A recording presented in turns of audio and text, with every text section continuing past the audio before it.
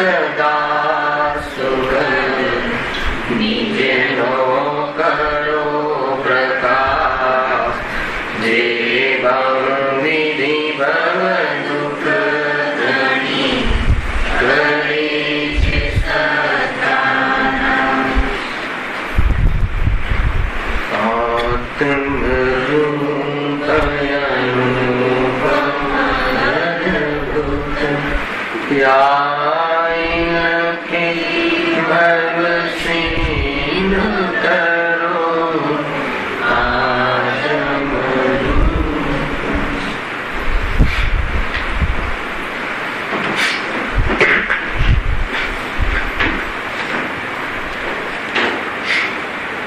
श्री मोक्ष मार्ग प्रकाशन ग्रंथ से ત્રીજા અધિકાર ઉપર આપણે સ્વાધ્યાય ચાલી રહ્યો છે. સંસારનું સ્વરૂપ અને સંસારમાં થતું દુઃખ. સંસાર દુઃખ રૂપ છે. એમાં બીજા અધિકારમાં તું સંસારનું વર્ણન કર્યું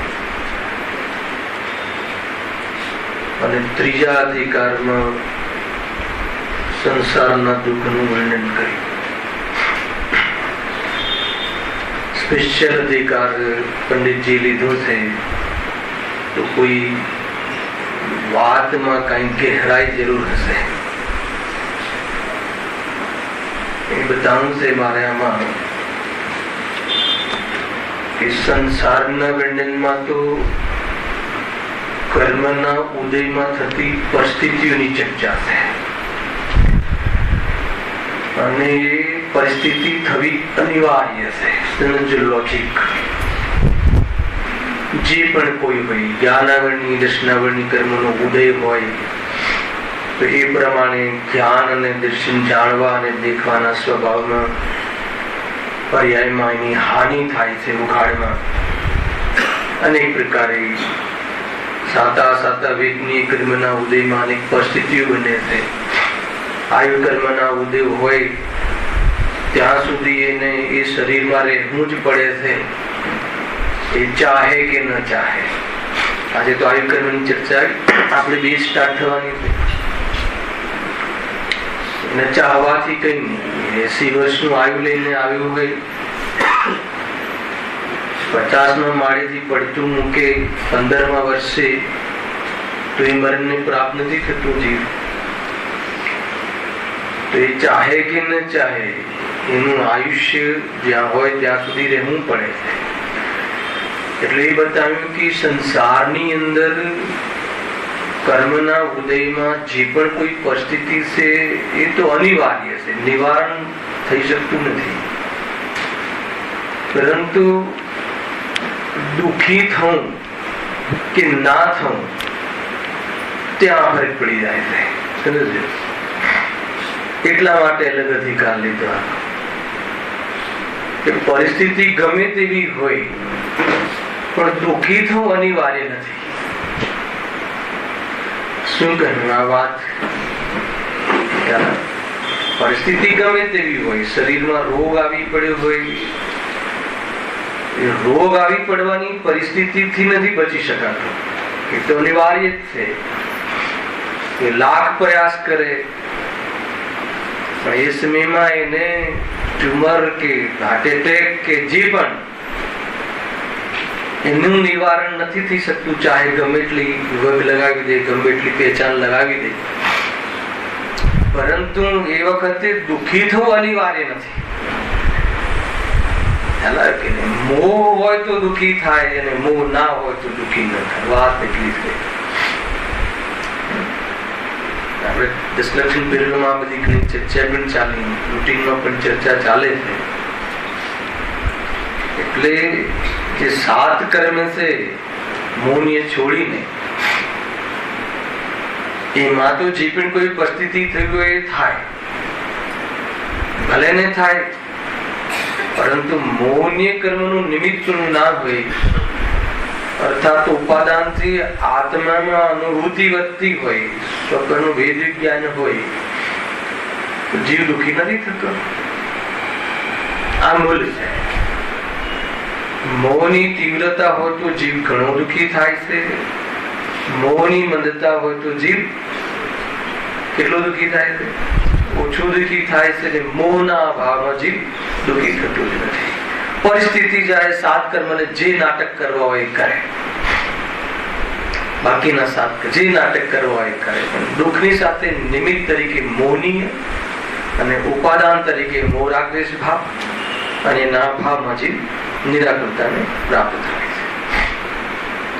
બહારના જે પણ કોઈ સંયોગો, જે પણ કોઈ પરિસ્થિતિ બને છે એ કર્મના ઉદયનું શાક થાય છે.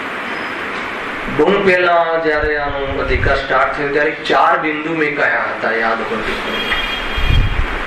સંયોગો ઉદય અનુસાર થાય છે, પર્યાય યોગ્યતા અનુસાર થાય છે, સુખ દુઃખ કષાય અનુસાર થાય છે, સુખાપાસરૂપ સુખ અને ધર્મ સાચું સુખ પુરુષાર્થ અનુસાર થાય છે. આ 4 મંત્ર છે. મંત્ર છે. કઈ 4 વાતો કહી કહેતા ભાવશે? સંયોગો ઉદય અનુસાર. તારા હાથની વાત નથી. જેટલા વર્ષે રોગ રહેવાનું છે એ રહેશે જ. તો પછી દવા કરાવી કે ન કરાવી?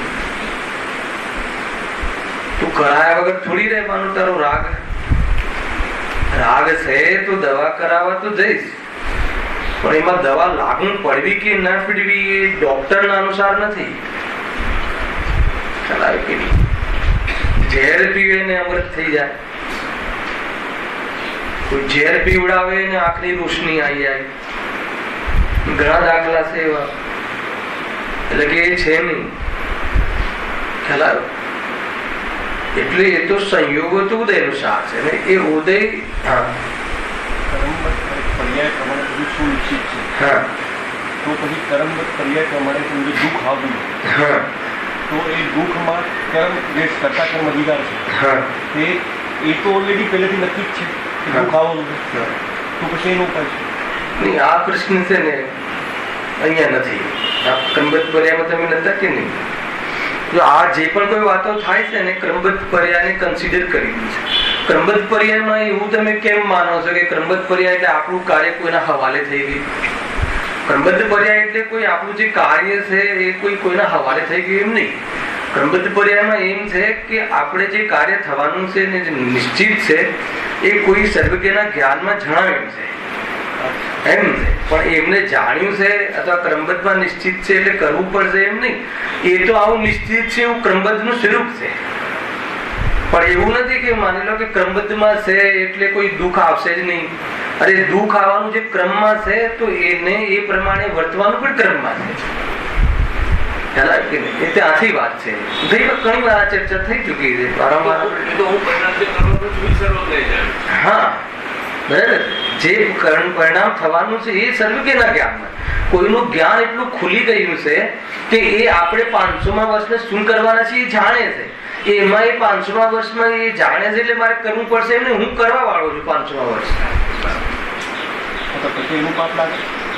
પાપ તો પાપ ના પાપના ક્યાં સવાલ આવ્યો? જે કરે એ થાય. 500મા ક્રમબદ્ધમાં છે એટલે હું પાપ કરું છું એવું થોડી છે. હજી ક્રમબદ્ધમાં તમે કેમ એમ લીધું? સર્વજ્ઞના જ્ઞાનમાં એમ છે કે હું આવતીકાલે આ ભાઈને હું વિતાડવાનો છું, તો પછી ભગવાન મને આ ભાઈને વિતાડવાનું કહે છે એટલે પાપ મને ન લાગવું જોઈએ એ વાત ક્યાંથી આવી? ક્લાસમાં લઈશું એને.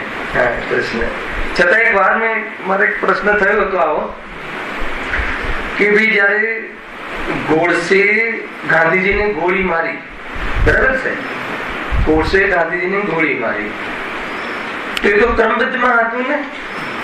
તો પછી એને ફાંસી થવી જોઈએ કે ના થવી જોઈએ?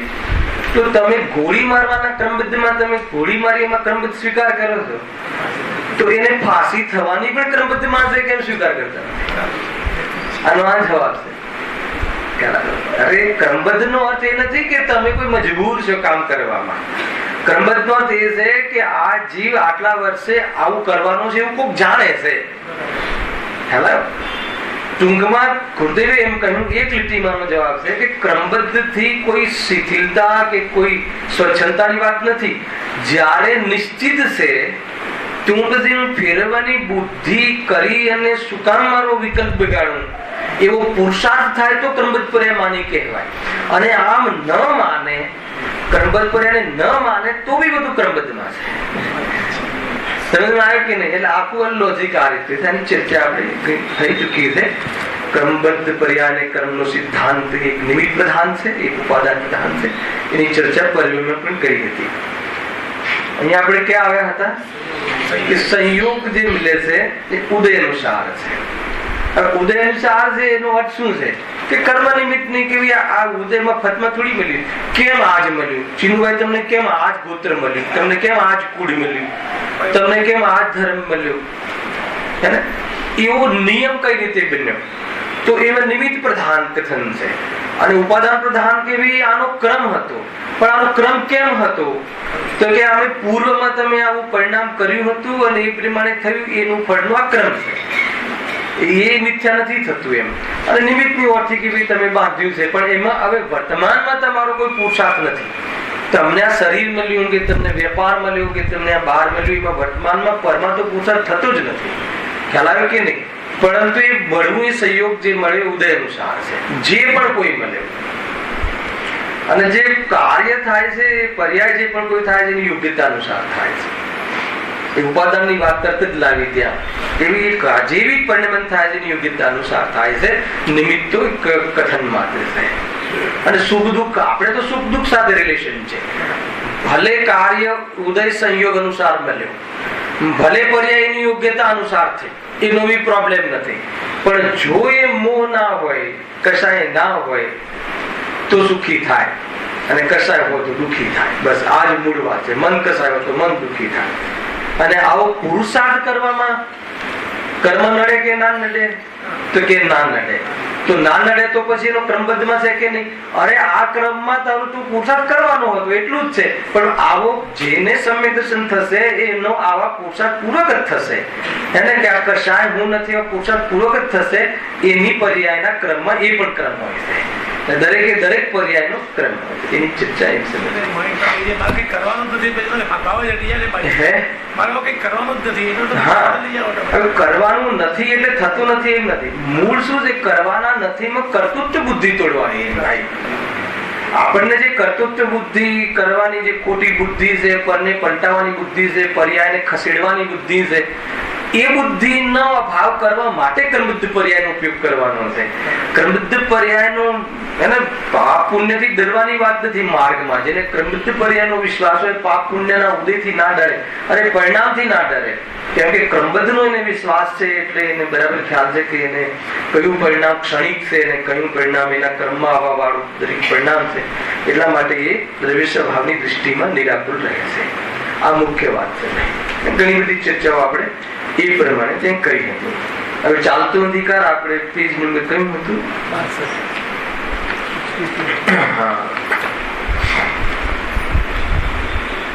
Page number 62.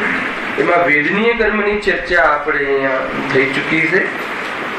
એમાં એક જૈન ધર્મમાં એક વજનદાર વાત એ હતી કે વેદનીય સાતાવેદની કર્મના ઉદયમાં બહારમાં ગમે એટલી અનુકૂળતાઓ હોય, બહારમાં માની લો કે ચક્રવર્તી જેવું વૈભવ હોય, એવી અનુકૂળતાઓ હોય, 365 દિવસના રસોઈ માટે 365 કંપનીઓ હોય. ખ્યાલ છે ને? તું બધાને એક દિવસની એક કંપની, એક રસોઈ નહીં, આખું એક ગ્રુપ, એક દિવસનું એનું ભોજન, એટલી બધી અનુકૂળતાઓ હોય. તો પણ અહીંયા કહે છે કે એની સાથે સુખને સંબંધ નથી. એની સાથે સુખને સંબંધ તો ત્યાં મોહ ના હોય તો સુખી થાય એવી ત્યાં સિદ્ધિ કરી હતી.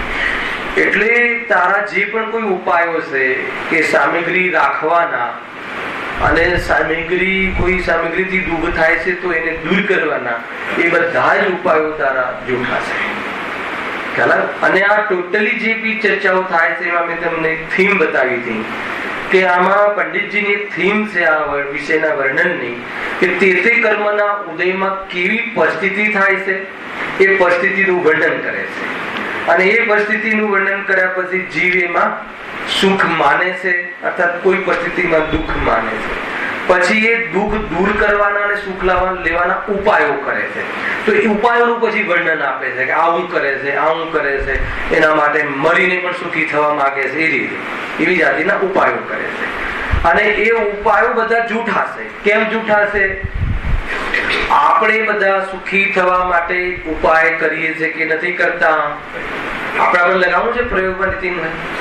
આપણે ત્યાં પણ કર્મના ઉદયમાં પરિસ્થિતિઓ બને છે કે નહીં? શરીરમાં રોગ આવવો, બહારમાં સંયોગોની હાનિ થવી, અને અથવા સંયોગો મેળવીને સુખી થવા એવી બુદ્ધિ છે કે નહીં? છે. તો એ ઉદયમાં આપણે શું કરીએ છીએ? ઓછા સંયોગ હોય, ઓછી સામગ્રી હોય તો વધારે મેળવવાના ઉપાય કરીએ છીએ. અને એ ઉપાયમાં શું કરીએ છીએ? પછી એ ઉપાયમાં જે કરવું પડે કરીએ છીએ. તમે કહો એ કરીએ, તમે કહો એની ચોકટ પર માથું નમાઈએ, તમે કોઈ ગુલામી કરવા તૈયાર છીએ. અને એના માટે હિંસા, જૂઠ, ચોરી, કુશીલ, પરિગ્રહની જે તારતમ્યતા હોય, જે લેવલ હોય એ પણ કરવા તૈયાર છે. સત્તા માટે દીકરાને ઉડાવવા તૈયાર છે, કોઈ પ્રોબ્લેમ નથી, પણ મને સત્તા મળીને પછી સુખી થવું જોઈએ. છે કે નહીં? ઇતિહાસ ગવાહ. તો કે આપણે બધા ઉપાય કરીએ છીએ, કઈ વાંધો નહીં. પછી પંડિતજી નેક્સ્ટ સ્ટેપ કહે છે કે તારા બધા ઉપાય જૂઠા છે. કયા આધાર પર કહો છો જૂઠા છે? બધા બહુ સરસ. કોઈ જીવ આંગળી ઊંચી કરે સુખી થયું હોય, અહીંયા આવ્યો હોય કઈ રીતે કહે કે હું સુખી થયો છું?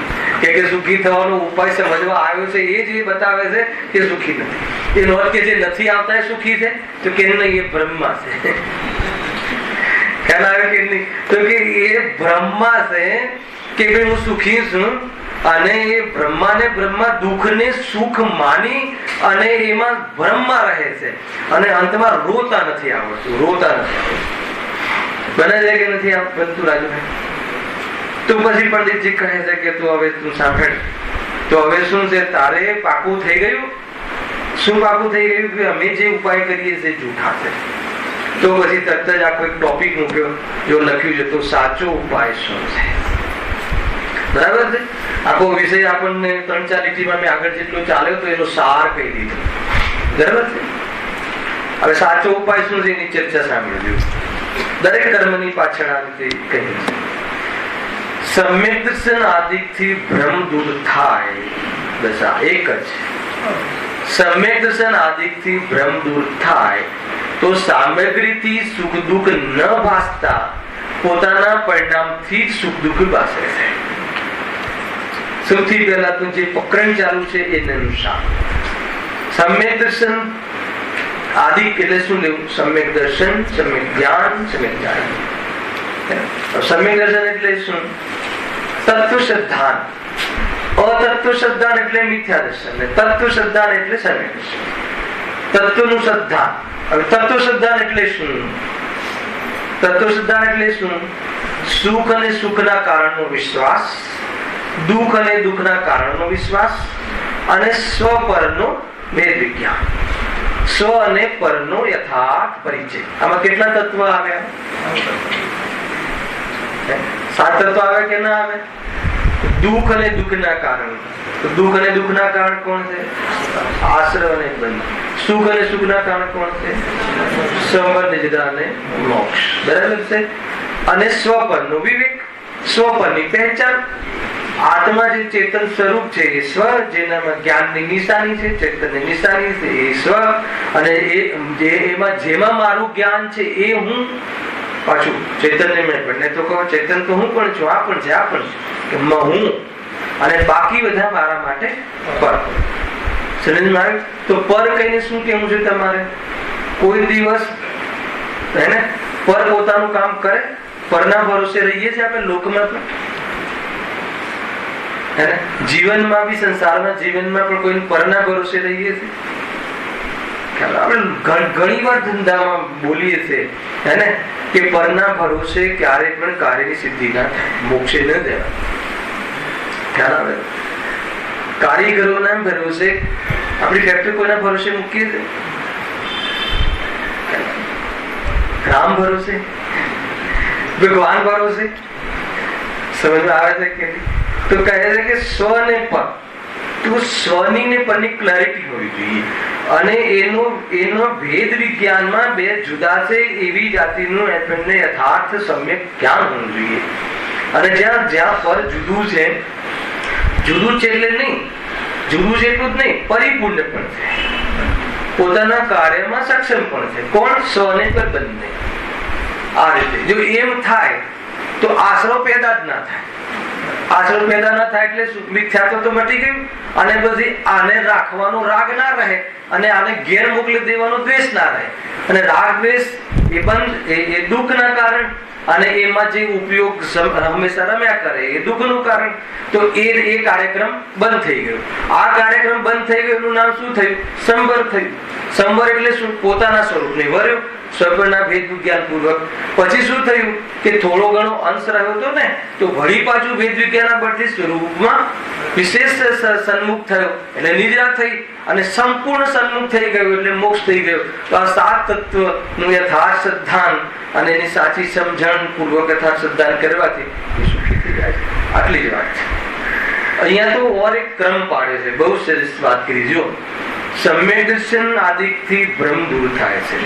સમ્યક દર્શન આદિકથી એટલે સમ્યક દર્શન જ્ઞાન ને ચારિત્ર આપણે લીધું પણ હતું મોક્ષવાદ પ્રકાશકમાં. પેલા આગમનું માધ્યમ પણ આગળ કહ્યું છે. આગમના માધ્યમથી તમે ભેદ વિજ્ઞાન કરો, તમે જાણકારી લો, અને એમાં જયારે શ્રદ્ધા એમાં જન્મે છે, તો આત્માનું કોઈ બી જ્ઞાનમાં કોઈ પણ ધ્યેય બને તો પરસન્મુખ ઉપયોગ રમતો. પરસન્મુખ રમતો નથી એટલે જ્ઞાનમાં જે જણાય પણ એમાંથી મને લાભ થાય એવી જાતિની સન્મુખતા જ્ઞાનમાં વધતી નથી પ્રતીતિના કારણે.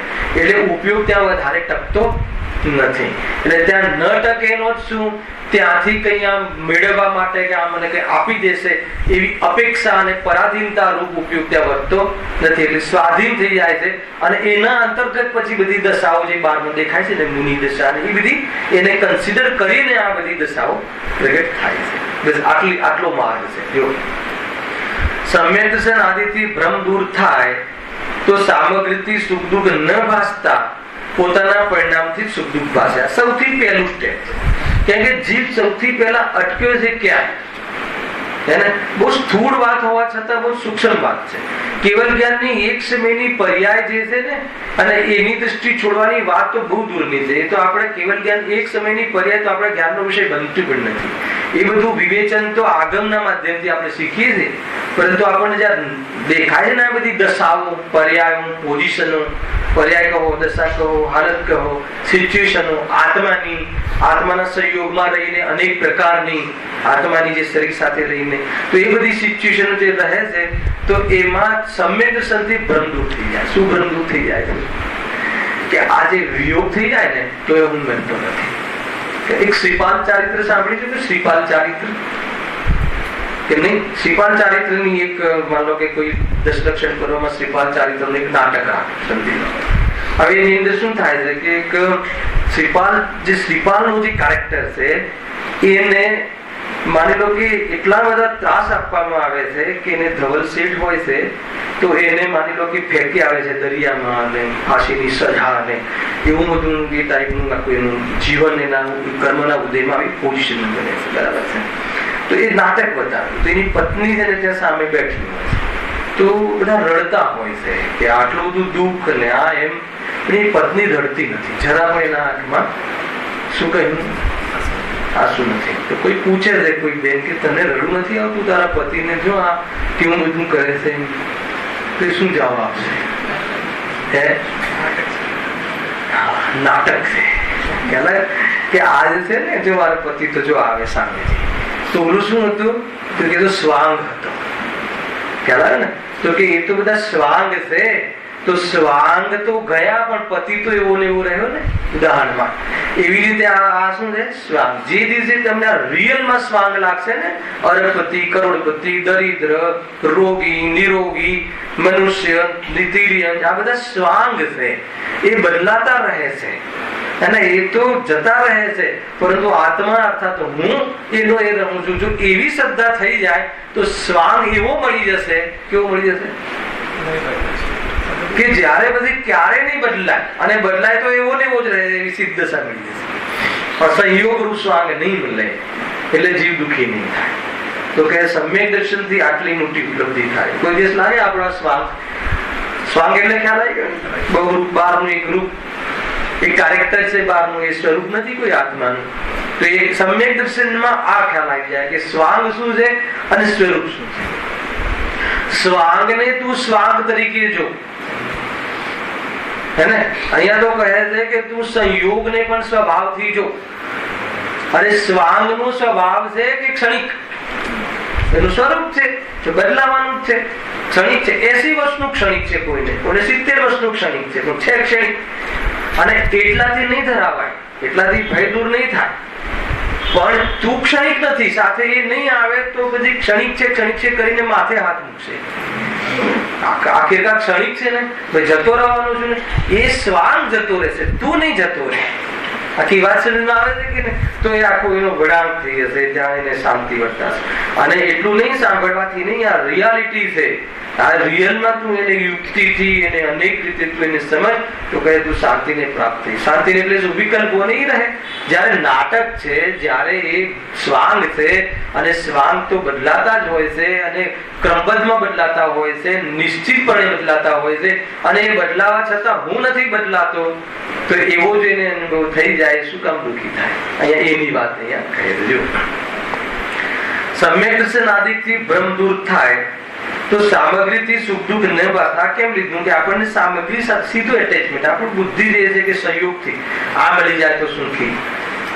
મારો એક હંમેશા પ્રશ્ન રહ્યો છે કે મળી ગયું પણ સુખી ના થયો આજે, તો એને એ પછી એ દિશામાં કેમ એની આંખ ખુલતી નથી કે આ મળવાથી સુખ નથી, સુખનો ઉપાય કોઈ જુદો છે, એટલો તો નિશ્ચય નિર્ણય કરે. ખ્યાલ આવે કે પેટ ભરાઈ જવાથી સુખી થઈ જવાય છે, તો સુખી ક્યાં રહ્યો? વળી પાછો એવો ને એવો તો થઈ જાઉં છું, તો પછી આ કોઈ પ્રોપર ઉપાય નથી. ભૂખ લાગવી જ ના જોઈએ એવો કોઈ ઉપાય હોવો જોઈએ. ખ્યાલ આવે કે નહીં?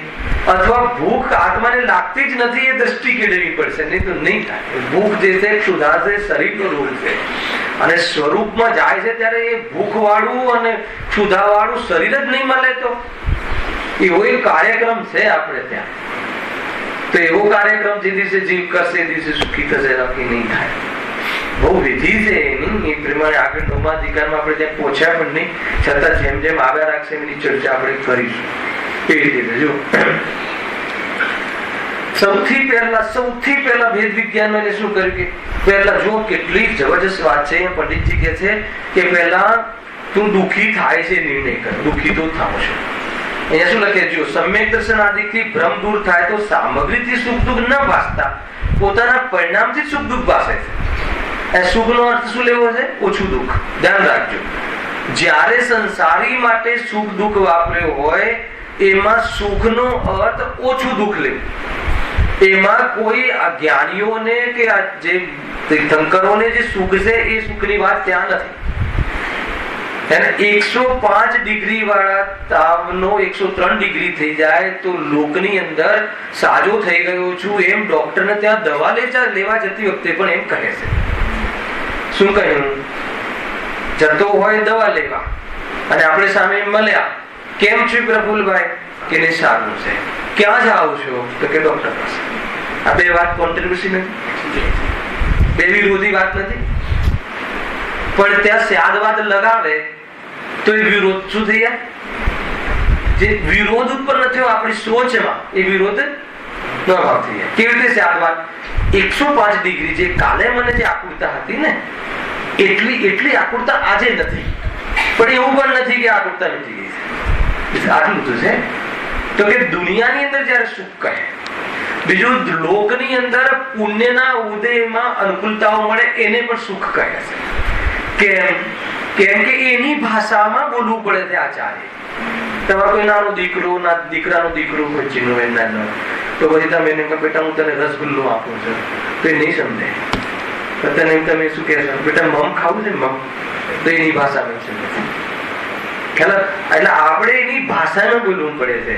એટલે આપણે જેને સુખ કહીએ છીએ ને, આપણે જેને સુખ કહીએ છીએ કે બહારમાં ઠાઠ હોય, બહારમાં બધી ચીજો મળતી હોય અને એમાં બી સુખ કેમ કે મારે જોઈએ છે અને એને હું ભોગવીને સુખી થાઉં એવી ભ્રમણા છે, તો એવી ભ્રમણાને પોષણ મળે છે, તો એને આપણને સુખનો ભાસ થાય છે.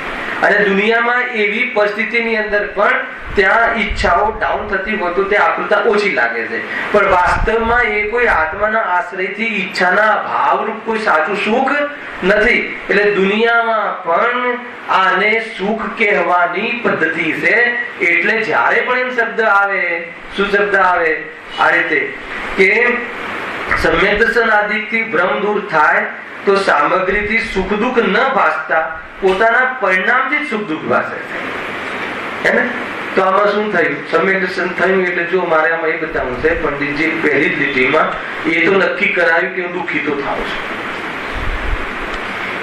ખ્યાલ આવ્યો કે નહીં? પર્યાયનું પણ યથાર્થ જ્ઞાન થવું જોઈએ, અને પર્યાયનું યથાર્થ જ્ઞાન એના ઉપાય માટે થવું જોઈએ. દુઃખી છું તો દુઃખી છું રોવા માટે નહીં, દુઃખનું કારણ શોધ. ખ્યાલ આવ્યો કે સૌથી પહેલા દુઃખી છું એ નક્કી કર. ગજબ છે. સંસારમાં તો તમે બરાબર કીધું કે આત્મા ત્રણેય કાળે સુખ, અરે સ્વભાવથી સુખરૂપ છે, પરંતુ વર્તમાન પર્યાયમાં આત્મા અનંત ગુણોનો ધણી, પણ પર્યાયમાં દુઃખી છે કે છે? વાત એ નથી કે દુઃખી છે, વાત એ છે કે દુઃખના કારણની ખબર નથી. અરે આગળ કહે છે કે દુઃખની ખબર નથી, એવા જીવો પણ છે. એ તો એટલું મોટું એટલું અજ્ઞાન છે, તીવ્ર અજ્ઞાન છે કે જેને દુઃખની ખબર નથી. સૌથી મોટું અજ્ઞાન એ છે કે જેને દુઃખની અને સુખની ખબર નથી. દુઃખને સુખ માનીને વેદે છે. મને બતાવો પ્રફુલભાઈ, જે આપણે સુખી થવા માંગીએ છીએ ને જે ઉપાય કરીએ છીએ, તો એ કયા સુખ માટે? એ સુખ છે કે દુઃખ છે? જે સુખ માની અને જેના માટે ઉપાય કરીએ છીએ, પેલા સુખ છે કે નક્કી કરો. સુખ છે જ નહીં. તો પેલા તો એ પહેલા નંબરનું એ અજ્ઞાન સંબંધી જાણકારી હોવી જોઈએ કે અમે દુઃખી છીએ. પછી સેકન્ડ સ્ટેપ શું આવે છે કે દુઃખી તો છીએ, પણ દુઃખનું કારણ શું છે? કે અમારી પાસે આ નથી, અમારી પાસે તે નથી, અમારી પાસે એ નથી. તો એ સમ્યક દર્શન કર. ફેલાવે કે નહીં? સમ્યક દર્શનમાં લખ્યું પંડિતજીએ કે સમ્યક દર્શન આદિ થતા સામગ્રીથી સુખ દુઃખ થતું નથી, પોતાના પરિણામથી જીવ સુખી દુઃખી થાય છે, એ પહેલી ખબર પડે છે. અહીં લખ્યું. એટલે દુઃખનું કારણ કશાય છે, દુઃખનું કારણ પર પદાર્થ નથી. એ પદાર્થને મારું માનવું એ મિથ્યાત્વ દુઃખનું કારણ છે. એ મટી જાય, મિથ્યાત્વ મટી જાય તો સુખ થાય. એવું સમ્યક દર્શન થાય તો એને એ નક્કી થયું કે હું મારી ભ્રમના કારણે દુઃખી હતો અને હું ખરેખર પરના કારણે દુઃખી હતો નહીં. ભ્રમ મટી ગયું. પછી થોડીક કશાય બાકી રહી, એ એમને ખબર છે. ગુરુદેવ પ્રવચનમાં આમ લખ્યું 8 કે સમ્યક દ્રષ્ટિ થઈ ગયો, હવે પોતાના પરિણામથી સુખી દુઃખી ક્યાં છે? તો કે સમ્યક દર્શન થઈ ગયા પછી બી હે ને એ છે મિથ્યાત્વ હોય તો અનંત દુઃખી, અને ચારિત્ર મોહ હોય તો જેટલી કશાય હોય એટલી દુઃખી. એટલે ગુરુદેવ એક સ્લોગન બોલે છે, જેટલી કશાય છે એટલો દુઃખી, અને જેટલી કશાય મટી ગઈ છે એટલો સુખી. એટલે જીવ સુખી દુઃખી છે. 3 પ્રકાર પડે છે સુખ દુઃખ ના પ્રકરણમાં જીવના. એક દુઃખી, એક સુખી દુઃખી અને એક સુખી. એમાં આપણે કયા 3 માંથી કયા ગ્રુપમાંથી?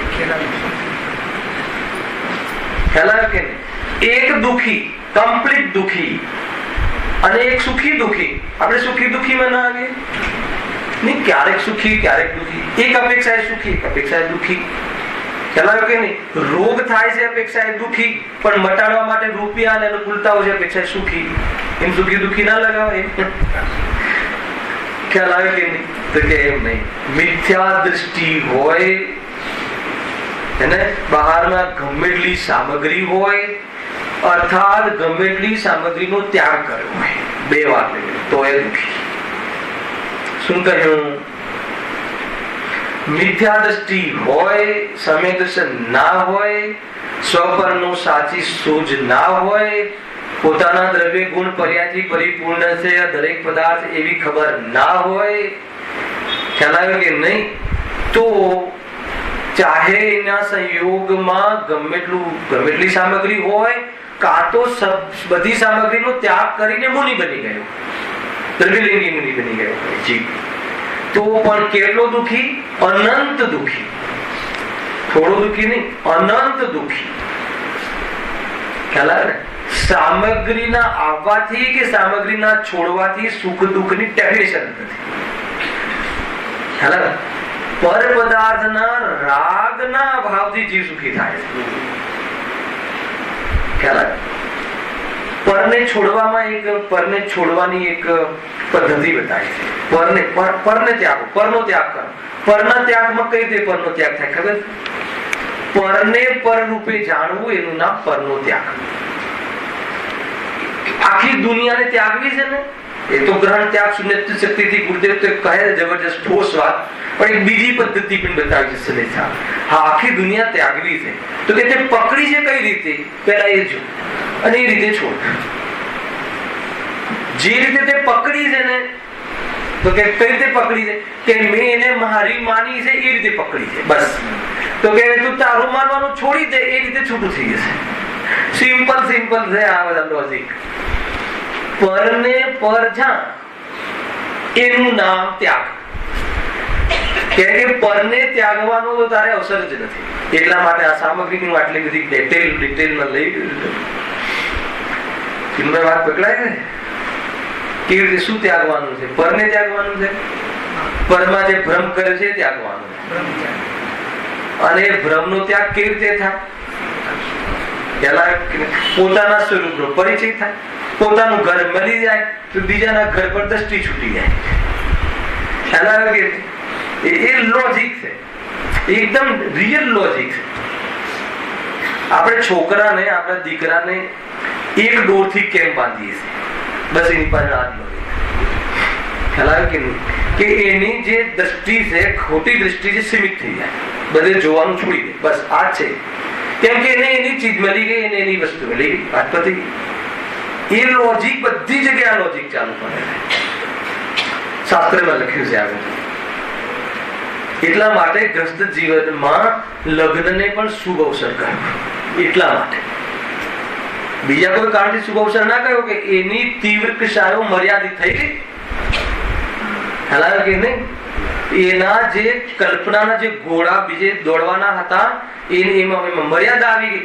કશાયમાં મર્યાદા આવે એને પણ લોકમાં શુભ કાર્ય કહે છે.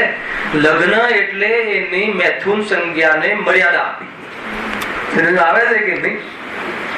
નહીં તો એને શુભ પ્રસંગ ના લખાત. ત્યાં પણ કોઈ ભાઈએ પૂછ્યું તો એ વખતે કે એને શુભ કેમ કહો છો, અને ત્યાં જઈ વિધિથી શું કામ શું કામ એ રીતે ભાઈ લ્યો. વાત શું હતું? સમ્યક દર્શન આદિ સામગ્રીથી જે છૂટા પડવાની વાત છે ને, કોઈ સામગ્રીથી તું છૂટો જ છે, તું એને તે પકડી છે. સામગ્રીને કઈ રીતે પકડી? આમાં ભ્રમ કરે, છોડી દે. તું કઈ પછી શું થશે? તું જોતો ખરો. ખ્યાલ આવે કે પછી બધું બરાબર થઈ જશે. બધું બરાબર એટલે બધું બરાબર જ છે, બરાબર કરવાની જરૂર નથી. જીવને આ વાત જચવી જોઈએ, નહીં તો એ નહીં સુખી થાય, ક્યારે નહીં થાય.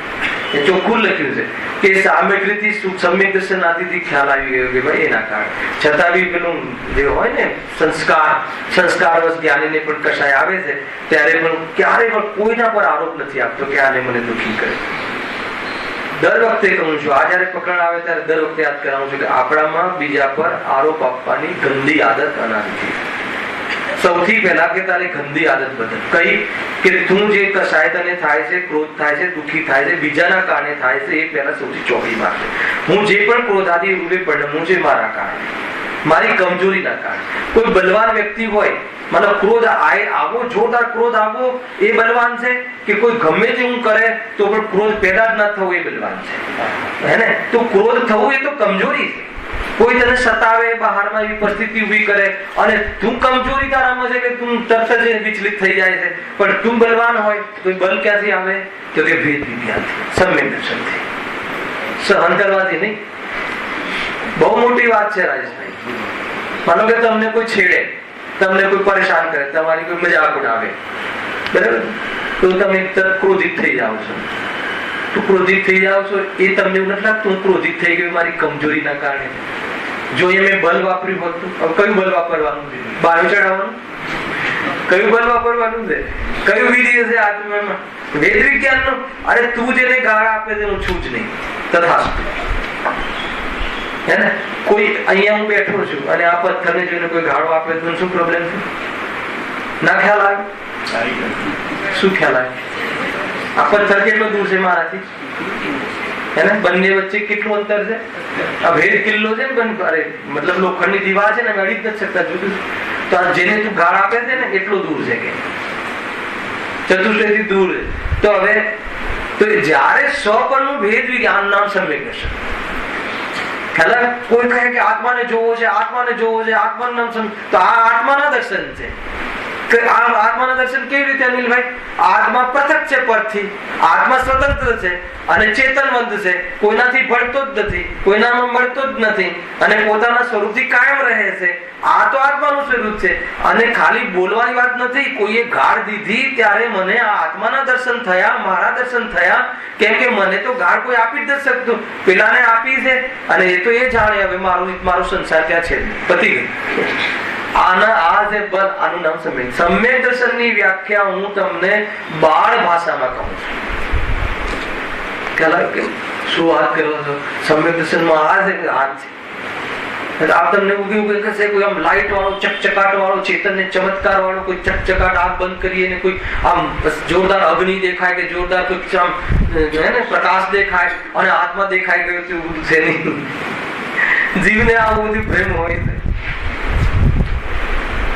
આંખ બંધ કરું ને આત્મા દેખાય અને આંખ ખોલું ત્યારે દુનિયા દેખાય. સમ્યક દર્શન નથી.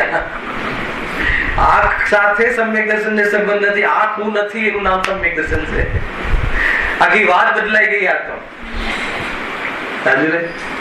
ઘણા લોકો કહે કે બસ શિખરજી એવા ટૂંક પર ગયો હતો અને મેં આત્મા જોયો. શું વાત કરો? ક્યાં જોયો? શિખરજી ટૂંક પર. ત્યાં હતો આત્મા. આત્માને જોવો હોય ને તો જ્ઞાનાનંદ સભા. આનંદ થયો. હા તો કે આનંદ થયો, જોયો એનો આનંદ થયો ને. કેટલો દુઃખી છે, હર સમય હમણાં રડે છે, જમવા આપો, જમવા આપો, જમવા આપો. હલાવે કે નહીં? તો કે તે જોયું નથી આત્મા. હલાવે તું નાક રગડે, જનતા નાક રગડે અને તને જવાનો ભાવ આવે તો આવે, એવી દશા આવી જાય. મુનિ દશા. ભોજનમાં ઘણી વાર ચર્ચા લીધી છે. આહારમાં એ પરિણામ નથી. કેટલું છે સમ્યક દર્શન? આત્માને જોયું અત્યારે. હા, આત્માને જોવાની વિધિ ખ્યાલ આવી કોઈને કે ના આવ્યો? કશું જ નથી. કોઈ જગ્યાએ મારું કશું જ નથી એવી ફિલિંગ, કોઈ મારામાં કોઈની જરૂરત નથી એવી સ્વાધીનતાની ફિલિંગ, અને એ ફિલિંગમાં અંદરમાં એટલી નિરાકુલતા અને કોઈ જાતની જિમ્મેદારી નહીં ને કોઈ ભાર નહીં. તો જ્યારે આત્મા સુખરૂપ છે તો પરિણામના એના વેદનમાં સુખ આવી ગયું. એનું નામ એમ થઈ ગયું કે સુખનું વેદન કરીને જોવો આત્માને, એનું નામ આત્માના દર્શન. આત્મા શાનાથી બનેલો છે? ચંદ્રકાંતભાઈ, જ્ઞાનનો અને સુખનો. ગુરુદેવ તો કહે આનંદનો પાઠ છે, આનંદની ગોદામ છે, સુખનું ગોદામ છે. જ્યારે સુખના ગોદામ છે તો એ ગોદામમાંથી તો સુખ આવવું જોઈએ ને. બીજી બધી વસ્તુ કેમ આવી? તો આવું એમાંથી સુખ આવવું જોઈએ. એ ફિલિંગ જે દિવસે થઈ ને, એ સુખ ને ગોદામમાંથી સુખ તમારામાં આવ્યું ને, તો તમે આત્માને જોયો કહેવાય, માન્યો કહેવાય, સમ્યક દર્શન કહેવાય, સમ્યક જ્ઞાન કહેવાય. એમાં તમે સમર્પિત, એમાં ચારિત્ર કહેવાય, નહીં તો ના કહેવાય. હવે એવું સુખ કઈ રીતે આવે કે જ્યાં તમને કોઈ, હમણાં જે આપણે જે ઉદાહરણ ચાલે છે એને હું ડેવલપ કરી દઉં છું. ખ્યાલ? માનો કે રાજેશભાઈ જે તમને કોઈ બોલ્યું, તમને કોઈ પડોશી કહી ગયું બાજુમાં આમ છે તેમ છે, અને મતલબ કે કોઈ સેન્સ જ નથી એવા પડોશી મળી ગયા છે, આમ છે તેમ બોલે, બરાબર છે કે નહીં? જાણે 40 માંથી જ રવા આવ્યા છે હમણાં એટલે આવા છે એવું પણ બોલી દે. જુદી જેનું પાસ્ટ ખબર હોય તો એને જે પાસ્ટ જાણવું છે. આપણને જે પાસ્ટ એ પડો જે તમને બોલ્યો ને એનું પાસ્ટ બી તમને ખબર હોવું છે. એનું પાસ્ટ શું છે? હે રાજેશ ના, એનું પાસ્ટ બી ચેતન ભગવાન છે, એનું વર્તમાન બી ચેતન ભગવાન છે, એનું ફ્યુચર બી ચેતન ભગવાન છે. એમાં જેવું તમારામાં જોવાની દ્રષ્ટિ છે ને એવું દરેકમાં જોવાની દ્રષ્ટિ કેળવવી જોઈએ. ત્યારે તમારો ક્રોધ સમજે મિત્રની સર. આ છે એને તો પડોશી મૂર્ખ જુઓ અને પોતાને ભગવાન જુઓ તો એ દ્રવ્ય દ્રષ્ટિ નથી. સમજમાં આવ્યું કે નહીં? અને ખરેખર એ વાત છે ને, પેલું શું હતું, એ પડોશી નું પેલું શું બોલે છે, ગાળ દે છે, શું છે, સ્વાંગ છે, ખોટી આદત છે. એ તો ભૂલ છે એની, એ ભૂલ છે, ભગવાન થોડી છે. એ ભૂલ છે ને ભૂલેલો ભગવાન છે, એટલે ભૂલ છે ને ભગવાન જુદો છે.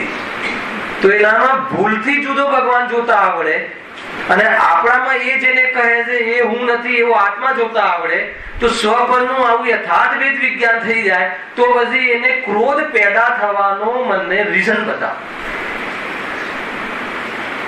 ક્લેશ થવાનો, તમને વિચલિત થવાનું રીઝન બતાવો. વિચલિત થવાનું રીઝન જ ના આવ્યું, ખ્યાલ આવે કે નહીં? એનું પણ ભૂલ ન દેખાય, ભગવાન દેખાયો, ભૂલને ભૂલ તરીકે ક્ષણિક દેખાય. આપણામાં પણ એ જેને બોલે છે એ તો સંયોગમાં રહેલી કોઈ સામગ્રી છે, હું નથી એમ દેખાઈ ગયું કે એવો આત્મા છે. દરેકનો આત્મા એવો છે. જયારે એમ દેખાઈ ગયું અને એમ દેખાઈ ગયું ક્યારે કહેવાય? ખાલી દેખાઈ ગયું એટલે અત્યારે બોલું છું એમાં દેખાઈ ગયું નહીં. એ દેખાઈ ગયું ક્યારે કહેવાય? કે એ વિચલિત જ ના થયો, હે ને? એવી જાતિની અંદરમાં કશાય જ પેદા ના થઈ, નિરાકુલતાનો સ્વાદ લીધો તો આત્મા કેવો હતો? નિરાકુલ સ્વભાવી. પરિણામ કેવું થઈ ગયું? નિરાકુલ. તો આ નિરાકુલતા કોને જોવાથી આવી? ગોદામને જોવાથી આવી, ગોદામને અનુભવવાથી આવી. તો એમાંથી આવી એનો અર્થ એ થયો કે આત્મા તો સુખનો જ બનેલો છે. એનું નામ આત્મા અનુમાનથી સ્વસંવેદન પૂર્વક અનુમાનથી પરિપૂર્ણ સુખરૂપ છે. એમ જ્ઞાન, સમ્યક જ્ઞાન, સમ્યક ચારિત્ર પ્રગટ થયું. એનું નામ સમ્યક દર્શન જ્ઞાન ચારિત્ર છે. સમજમાં આવ્યું કે ના? આમાં કઈ વધારે વાત છે? કોઈને ખબર ના પડી હોય તો સાંજના ક્લાસમાં પૂછે. આ વાત બહુ મહત્વપૂર્ણ વાત છે. આ બહુ જ ઉપયોગી વાત છે. બહુ એકદમ સિમ્પલ ભાષામાં, જે ઊંચી ભાષામાં રહસ્યપૂર્ણ ચિઠ્ઠીમાં જે વાત કહી છે ને એ વાત હું તમને સાદી ભાષામાં, સરસ વાત છે ભાઈ. જો હા, આગળ ચલાવું કે ના ચલાવું? હે, મજા આવી રહી છે ને? તો સિમ્પલ છે ને? એને તમને એમ લાગે કે ભાઈ આ તો વાતોમાં મજા આવે છે, એવું નથી. કોઈ બી ચીજની પહેલા વાત જ થતી હોય, ચાહે તમે ગમે એટલા મોટા પ્રોગ્રામ કરો, પહેલા વાતચીત બધા કરતી, પછી એનું ઇમ્પ્લિમેન્ટ થતું હોય છે. અને આનું ઇમ્પ્લિમેન્ટ આપણે જેટલું ધારીએ છીએ એટલું ઝડપથી કેમ નથી થતું ખબર છે? અનાદિનો સંસ્કાર પેલો નાખેલો છે ને, એટલે ફટાકનું ઇમ્પ્લિમેન્ટ નથી થતું. વળી પાછું પેલામાં આવી જઈએ, કઈ વાંધો નહીં. ઉપાય આ છે, અભ્યાસમાં લો. ખ્યાલ? પણ જયારે સામેવાળો બોલે છે ને, સામેવાળી બેન બોલે છે એમ તો બેનો કહે કે અમને તો પછી એ વખતે બધું ભૂલી જવાય છે ઇમ્પ્લિમેન્ટ નહીં. આવા પ્રશ્નો થઈ શકે ને કે વાત અત્યારે સાચી લાગે છે, લોજિક થી સાચી લાગે છે, પણ જયારે અમારી જયારે આવે છે ને એ પ્રસંગ ત્યારે તો તું કોણ ને હું કોણ, વાત પતી ગઈ. તું સારો આત્મા મૂર્ખ છે તું, તો બધી અભ્યાસ કઈ રીતે કરવાનો? પ્રશ્ન આ છે કે અમારે અભ્યાસ કઈ રીતે કર્યું? તો એને એમ કહે છે જ્ઞાનીઓ કે કન્ટિન્યુઅસ એવું રહે છે, આ રીતે કન્ટિન્યુઅસ એવું રહે છે. તો કે ના, બરાબર કન્ટિન્યુઅસ નથી રહેતું ને. તો જીવ એટલો સરસ છે, સુંદર છે, સર્વત્ર સુંદર લોકમાં સુંદર છે કે એને આ વિભાવ નથી ગમતો. એને અંદરમાં પ્રાચિત થાય છે. એ કશાય તીવ્ર હોય ત્યારે ભાન ભૂલી જાય છે, પરંતુ મંદ પડે જ છે. કશાયનું રૂલ જ એવો છે કે મંદ પડે છે. મંદ પડે એટલે એને જે પેલું વિચાર્યું હોય ને એ અભ્યાસમાં આવે અને વારંવાર અભ્યાસમાં આવે. અને એકવાર એટલો અભ્યાસ થઈ જાય છે ભાઈ નરેશભાઈ, એટલો બધો અભ્યાસ થઈ જાય છે, એમાં અભ્યાસ એવો થઈ જાય છે કે જયારે કોઈ બોલતું હોય ને એટલું જ નહીં, એ બોલતું હોય ને આપણે જોડાતા હોઈએ. એ વખતે બી આ અભ્યાસ વગર વિચારે પણ અભ્યાસ ચાલતો હોય છે અને પક્ષ નથી બનતો પહેલો. અને પક્ષ નથી બનતો એટલે એને જે જોર છે ને કસાયનું જોર એવું નથી આવતું કે જે પહેલા આવતું. કસાય નથી આવતું એમ નથી કહેતો, કસાયનું જોર નથી આવતું. આવું અનેક વાર અભ્યાસ થયા પછી કેમ કે આપણે એટલી બધી ગુંટ્યું છે ઓલું કે તમે કહો કે ભાઈ આજે હોય એવો પુરુષાર્થી જીવ તો એની ના નથી, ઓપ્શનલ કેસ હોઈ શકે છે, પરંતુ એક સામાન્ય કથન કરવામાં આવે તો એવા જીવો તાત્કાલિક નથી એમાં થતું. કેટલાય 2-5 બહુ નીકળી જાય છે. પેશન્સ શું વાત કરો? હા, એને ક્ષાયિક સમકીર્તિ થઈ જાય તો બી આ કષાયનો સંસ્કાર મટાડવામાં 4-5 બહુ લાગી જાય, ઓછામાં ઓછા 4. અને ક્ષૌષમ સમય દૃષ્ટિ હોય એને તો વધારે 15 બહુ લાગી જાય.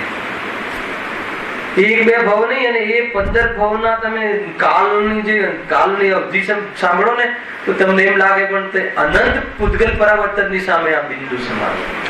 આપણે તો એમ સમજીએ છીએ કે આજે જ થયું ને આજે જ મુનિ થવું જોઈએ ને એટલા માટે કહે આટલું બધું બોલો છે મુનિ કેમ થતા નથી? મુનિ ધર્મનો સ્વીકાર મુનિ બનીને જ કરવો જોઈએ એવું કોણે કીધું છે? અને જો એ તમારું સ્લોગન હશે તો જેટલા પણ મતલબ કે તમારામાં પણ જે પણ બધા છે મુનિ માનવા વાળા કોણ મુનિ બન્યા છે? જેટલા બન્યા એટલા માન્યું. તમે ક્યાં માન્યું? અરે બોલવાથી અને સમજવાથી ને અનુભૂતિથી તાત્કાલિક અગર મુનિ થઈ જવાતું હોત તો કે આ માર્ગ ના રહેત, તીર્થ ના રહેત. ખ્યાલ આવ્યો કે નહીં? અને મુનિ બની ગયા પછી તરત મોક્ષ થઈ જતો હોય તો પછી આ ઉપદેશ ના રહેત, તીર્થની પરંપરા બંધ થઈ જાય. આવે છે કે નહીં? થતું નથી. એટલા માટે મેં થોડોક ટ્રાય કર્યો તો 10 દિવસમાં એક રવિવારે, પણ થોડું એમ લાગ્યું ભારે. તમે જ કીધું ભારે પડે છે, મેં મારો આખો વિષય બદલી કાઢ્યો. ખ્યાલ આવે કે નહીં? ઓલું 3 ગુણ કયા હતા ને? શ્રદ્ધા, જ્ઞાન ને ચારિત્ર. એની શરૂઆત સમ્યકપણું એક સાથે થાય, બધા અનંત ગુણો, પ્રતિજીવી ગુણો તમામ. ખ્યાલ આવ્યો? પણ એનો જે વિકાસ અને પૂર્ણતામાં અંતર પડે છે, એટલે પરસ્પર પણ નથી ચૂમતા. ત્યારે અવિનાશભાઈ મને પૂછ્યું ગયા, હા એમને પૂછ્યું હતું તો એક ગુણમાં બીજા ગુણનું રૂપ છે એ શું છે? પછી ખ્યાલ આવે કે નહીં? તો એક ગુણમાં બીજા ગુણનું રૂપ છે ને, એમાં એમ નથી બતાવું કે એક ગુણ બીજા ગુણનું કાર્ય કરે છે. એમ બતાવવું છે કે જ્યાં જ્ઞાન ગુણ છે ને એ જ પ્રદેશમાં અનંત ગુણ છે, પ્રદેશ ભિન્નતા નથી. એટલે જોવા જઈએ તો આત્મા એક જ છે. એટલે સુખી થાય છે એ પણ આત્મા છે, અને કસાય કરે છે એ પણ આત્મા છે. ખ્યાલ આવે કે નહીં? અને કસાયનો ભાવ કરે છે એ પણ આત્મા છે. એટલે પ્રદેશ ભિન્નતા નથી ગુણોને, એટલું જ બતાવવું છે એમાં, એટલું જ, બીજું કઈ નથી. નહીં તો લોકો સિદ્ધિ કરવા જાય છે. જ્ઞાનમાં સત્તાની સિદ્ધિ થાય છે પણ સત્તામાં જ્ઞાનની સિદ્ધિ નથી થતી. એટલે એમ કહે કે સત્તા નામનો ગુણ જાણવા રૂપે નથી પણ રમતો. અરે એમ નથી લેવું. બરાબર. એટલે જીવ ગોઠવે છે એની બુદ્ધિ પ્રમાણે. જ્ઞાન ગુણ તો જ્ઞાનમાં તો અસ્તિત્વનું રૂપ છે કે જ્ઞાન ત્રિકાલ રહે છે, પણ સત્તા ગુણ તો જાણતો નથી, તો એમાં જ્ઞાનનું રૂપ ક્યાં ગયું? આવા પ્રશ્નો ઉભા થાય છે. પછી જયેશભાઈ તો કહે છે કે એમાં બી છે કે સત્તા ગુણ છે ને, ચેતનનો સત્તા ગુણ ચેતન અને અચેતનનો સત્તા ગુણ અચેતન. એનું નામ જ્ઞાન ગુણનું ચેતનનું રૂપ છે. આનો સત્તા ગુણ છે કે નહીં? પણ આનો સત્તા ગુણ કેવો છે? અચેતન.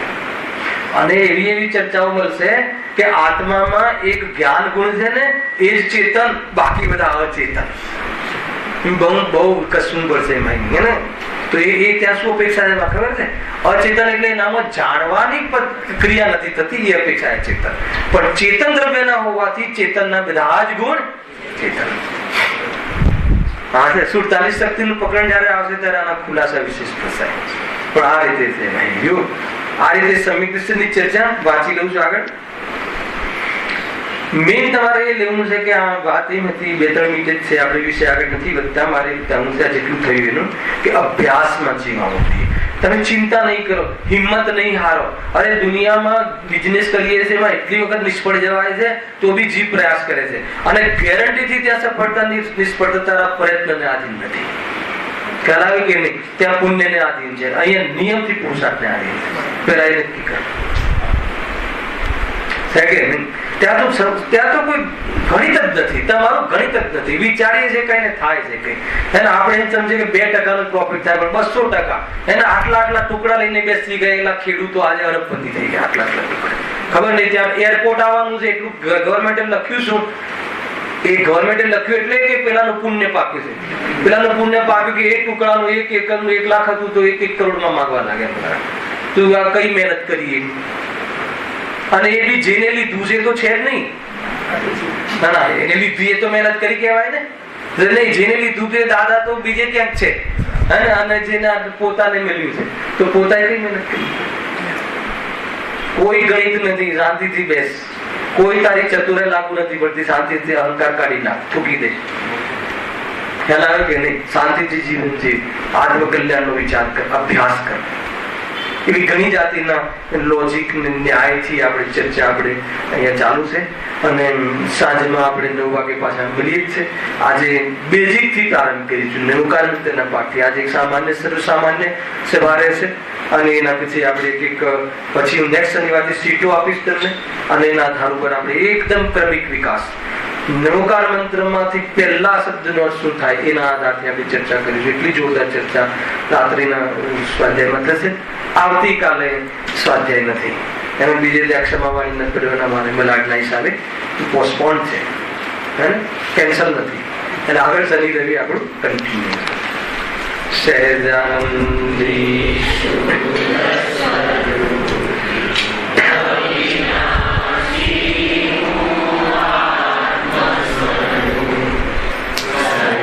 Janandi